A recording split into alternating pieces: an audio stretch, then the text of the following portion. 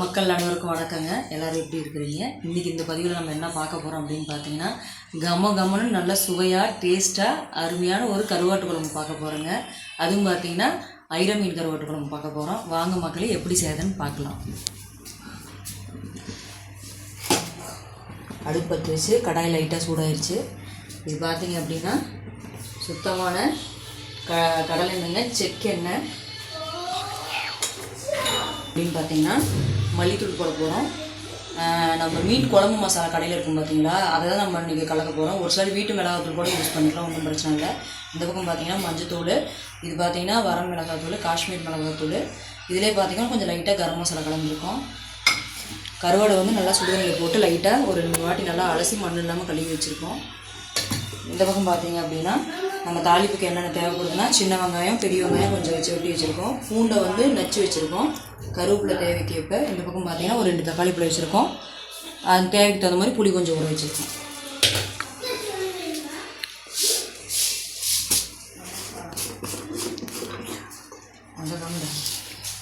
இப்போ பார்த்தீங்கன்னா கொஞ்சமாக ஒரு 4 வெந்தயம் போட்டுக்கிறோம்.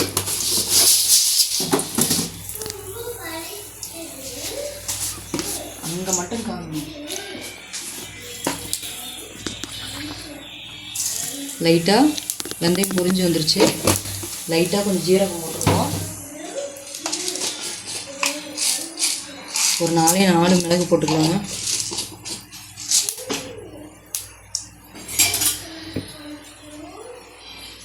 எல்லாம் செவந்து பொரிஞ்சு வந்துருச்சு மக்களே. அடுத்து பார்த்தீங்கன்னா பச்சை கருவேப்பிலை போட்டுருக்குறோம்.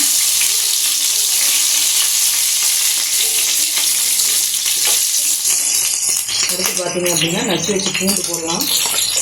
ஏன்னா பூண்டு முடிஞ்ச வரைக்கும் கொஞ்சம் முன்னாடியே போட்டுருங்க, இல்லைன்னா கொஞ்சம் பச்சை வாசனை அடிக்கும். ஃபஸ்ட்டு பூண்டை போட்டு நல்லா ஃப்ரை பண்ணிடுங்க.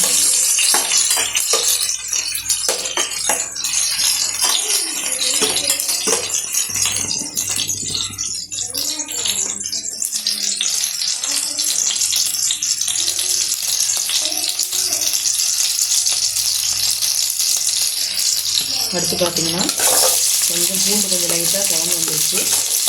அடுத்து பார்த்தீங்கன்னா சின்ன வெங்காயமும் நம்ம பெரிய வெங்காயமும் வெட்டி வச்சுருக்கோம் இல்லைங்களா, அதை போட்டு பண்ண போகிறோம். நல்லா கொஞ்சம் ஓரளவுக்கு பொன்னிறமாக வறுக்க போகிறோம்.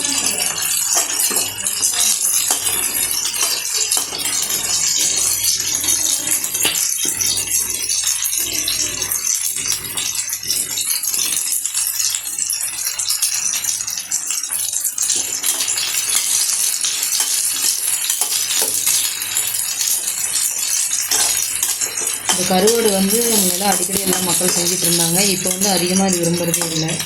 ஏன்னா இதில் வந்து பார்த்திங்க அப்படின்னா நோய் சக்தி வந்து நிறையவே இருக்குது. கால்சியம் சத்து இருக்குது, அயன் சத்து இருக்குது. ரத்தம் வந்து கம்மியாக இருக்கிறவங்க வந்து மெயினாக வந்து இது அடிக்கடி எடுத்துக்கிட்டாங்க அப்படின்னா ரொம்பவே நல்லதுங்க. சளி பிரச்சனை இருக்காது. கொஞ்சம் நல்லா செவந்து வந்துடுச்சு, பொன்னிறமாக வந்துடுச்சு. அந்த டைமில் என்ன பண்ணுறோம் அப்படின்னா ஒரு 2 தக்காளி பழம் நம்ம வெட்டி வச்சுருக்கோம் இல்லைங்களா, அந்த தக்காளி பழம் வளர்ந்துடலாம். முடிஞ்ச வரைக்கும் புளியை கம்மி பண்ணிவிட்டு தக்காளி பழம் ஊற்றிக்கலாம். மக்களே இது கொஞ்சம் நல்லா வதங்கிட்டோம்.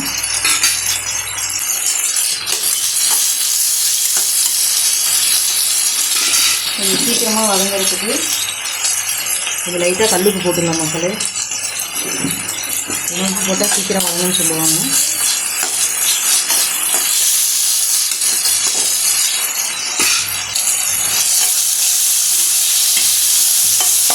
தக்காளி பார்த்திங்கன்னா நல்லாவே வதங்கி வந்துடுச்சு. இப்போ நம்ம கொஞ்சம் அடுப்பை கம்மி பண்ணிவிட்டு, ஏன்னா அடுப்பு ஃபுல்லாக இருந்தால் டக்குன்னு மசாலா கறிவிடும். கொஞ்சமாக நம்ம தேவைக்கேற்ப மஞ்சத்தூள் போட்டுக்கலாம். வர மிளகாத்தூள், அந்த காஷ்மீர் மிளகாத்தூள்னு சொல்லுவாங்களா, அது கொஞ்சம் போட்டுக்கலாங்க. காரம் வெயில் மிளகாமெல்லாம் கொஞ்சம் கம்மியாகவே போடுங்க. இந்த கரம் மசாலாவும் மீன் மசாலாவும் போட்டிருக்கோம் இல்லைங்களா, குழம்பு மசாலா, அது கொஞ்சம் தேவைக்கேற்ப போட்டுக்குவோம். அப்புறம் பார்த்திங்கன்னா மல்லித்தூள் கொஞ்சம் போட்டுக்கலாம்.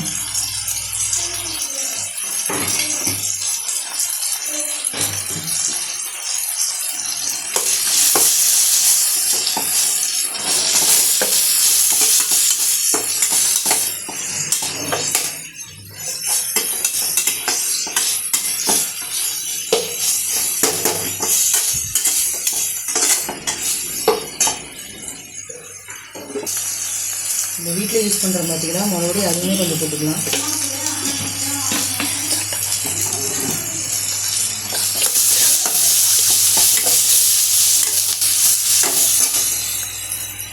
பார்த்தீங்கன்னா மக்களே கொஞ்சமாக தண்ணி ஊற்றிக்கலாம்.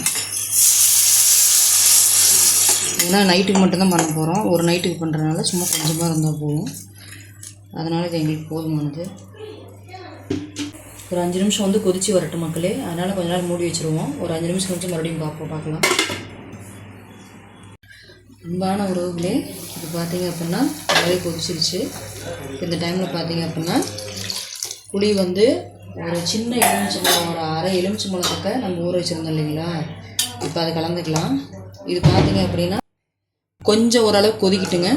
ஒரு கொதி வந்ததுக்கப்புறம் நம்ம மீன் இந்த கருவாட்டை போட்டுடலாம். உப்பு நம்ம போட்டோம் இல்லைங்களா, அதனால் உப்பு கொஞ்சம் எப்படி இருக்குன்னு பார்த்துக்குவோம். ஏன்னா முன்ன போட்டனால நம்ம மறுபடியும் உப்பு போடல. டேஸ்ட்டு பண்ணிவிட்டு அதுக்கப்புறம் உப்பு போட்டுக்கலாம் மக்களே. கம்மியாக தான் இருக்குது, போட்டுக்கலாம்.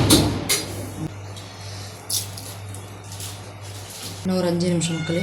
இது கொதித்து வந்ததுன்னா ஓரளவுக்கு புளி கொஞ்சம் கொதிக்க வந்ததுக்கப்புறம் கொஞ்சம் நல்லாயிருக்கும். ஒரு 5 நிமிஷம் கழிச்சு மறுபடியும் பார்க்கலாம் மக்களே. இப்போ பார்த்தீங்க அப்படின்னா புளி நல்லா தெளிஞ்சு வச்சு பாருங்கள். அடுத்து பார்த்தீங்க அப்படின்னா நம்ம வந்து இந்த ஐர மீன் கருவாடு போட போகிறோம். இந்த ஐர மீன் கருவாடு பார்த்தீங்கன்னா ரொம்ப நேரம் வேக்காடெலாம் பிடிக்காது. போட்டோன்னே ஒரு 3 நிமிஷத்தில் எடுத்துருங்க. அப்புறம் பார்த்தீங்கன்னா கரைஞ்சி போயிடும். கருவாடு நல்லா இருக்காது சாப்பிட்றதுக்கு.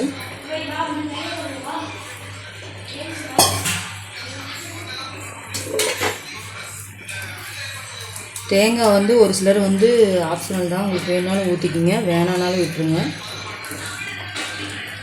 நான் வந்து பார்த்தீங்க அப்படின்னா தேங்காயை வந்து கொஞ்சமாக திருவி போடுறேன்.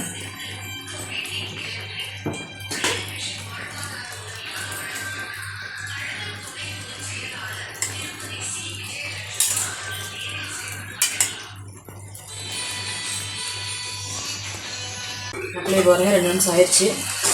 கருவாடு பார்த்தீங்கன்னா சூப்பராக கமகமும் கரையாகிடுச்சு. அடுப்பை ஆஃப் பண்ணிடலாம். இப்போ வந்து நம்ம டேஸ்ட்டு பார்த்துடலாம்.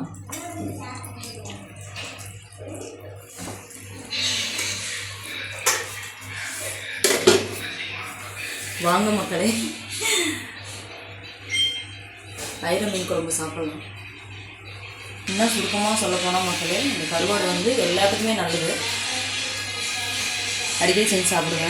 குழந்தைங்களுக்கும் மெயினாக கொடுங்க. ஏன்னா குழந்தைங்களுக்கு வந்து பெரிய பெரிய கருவாடு முள் இருக்குது அது இதுன்னு சொல்லுவாங்க. இப்போ இதுன்னா பார்த்தீங்கன்னா முள்ளுங்கிற வாய்ப்புக்கே இடம் இல்லை. குழந்தைங்களும் விரும்பி சாப்பிடுவாங்க.